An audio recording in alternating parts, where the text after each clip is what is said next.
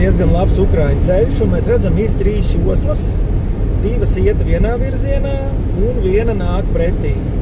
Tagad mums ir sašaurinājums uz 1 joslu. Mums turpinās 3 joslu ceļš, bet 2 joslas nāk pretī, un mēs pārgājām vienā joslā.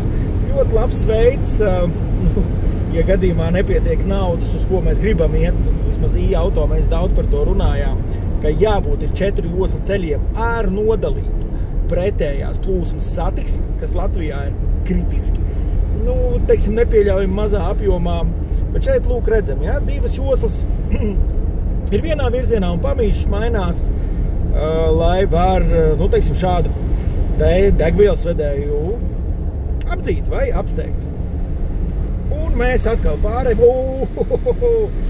rādīja, ka būs 2 joslas, bet izrādās mēs pārējām uz vēl labāku šoseju, kur ir šīs te 4 joslas ar nodalītu pretējo kustību. Tad, ja mums Latvijā šitas nebūs, neko daudz drošības jomā no purnas purnā mēs neuzlabosim. Jā, mums ir 30% bojā gājušie gājēji, ļoti liels, ļoti slikts rādītājs, 30% no visiem, turklāt mēs esam tagad gan uzlabojuši, redzēsim, kā tas beigsies.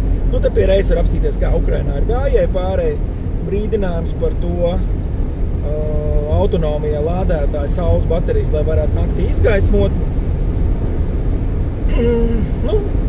Vienkārši faktu fiksācija, un tā šobrīd izskatās ceļš Ukrainā. Forši! Piesekoja auto, tur mēs daudz diskutējam par tādām tēmām. Ceru, ka jums patiks mans antroāžs.